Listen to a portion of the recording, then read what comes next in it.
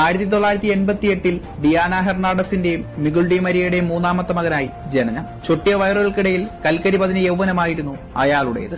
പട്ടിണിയും ദാരിദ്ര്യവും കണ്ണു കരയിച്ചവന്റെ ഇരുട്ട് ബാധിച്ച കറുത്ത ലോകത്തിന് നിറം വെച്ച് തുടങ്ങിയത് കാൽപന്തിനോടുള്ള ഇഷ്ടം തുടങ്ങിയപ്പോഴാണ്. കീറിയ ബൂട്ടിനെ കൂട്ടിത്തുന്നി പശ കൊണ്ട് ഒരുമിപ്പിച്ച് തുരുമ്പ് പിടിച്ച സൈക്കിളിൽ വിയർപ്പുണങ്ങാത്ത പണവുമായി അമ്മ അങ്ങകലെ ഡീമരിയെ പന്ത് തട്ടാൻ വിടുമായിരുന്നു. നീ ഒരു വിഡ്ഢിയാണ്, വെറുതെ ഈ കോച്ചിങ്ങിന് വന്ന് ഉള്ള പണം കൂടി കളയരുത് എന്ന് കോച്ച് നിർദ്ദേശിച്ചപ്പോഴും എല്ലാം മതിയാക്കി വിട്ടെറിഞ്ഞു പോയവനിൽ നിന്ന് ലോക കാൽപന്തിന്റെ മാലാകയായത് അയാൾ മാത്രമാണ്. സീനിയർ ടീമിൽ ഒരു അന്താരാഷ്ട്ര കിരീടം മുത്തമിടുക എന്ന ലക്ഷ്യത്തിന് കരിയറിന്റെ ഏറ്റവും വലിയ പ്രായം മാറ്റിവെച്ചവൻ. ആദ്യത്തെ 60 മിനിറ്റ് കളിക്കാനുള്ള ആരോഗ്യമേ എപ്പോഴും അയാളിൽ ബാക്കിയുണ്ടായിരുന്നുള്ളൂ. പക്ഷേ പടിയിറങ്ങുന്ന അവസാന നിമിഷത്തിൽ ഏഞ്ചൽ മുഴുവൻ നേരവും കളിച്ചിരുന്നു. അസാമാന്യമായ ആ ഊർജ്ജം കൈമുതലാക്കി 117 മിനിറ്റ് വരെ ടീമിനെ നയിച്ച് തിരിച്ചു കയറുമ്പോൾ 16ാം സന്തോഷ കോപ്പ അർജന്റീനയുടെ ഷെൽഫിൽ അയാൾ ഉറപ്പിച്ചിരുന്നു. കാൽപന്ത് ലോകത്തെ മാന്ത്രികനെന്നോ മാലാകയെന്നോ അക്ഷരം തെറ്റാതെ അയാളെ ഇനിയും ലോകം വിളിച്ചുകൊണ്ടിരിക്കും.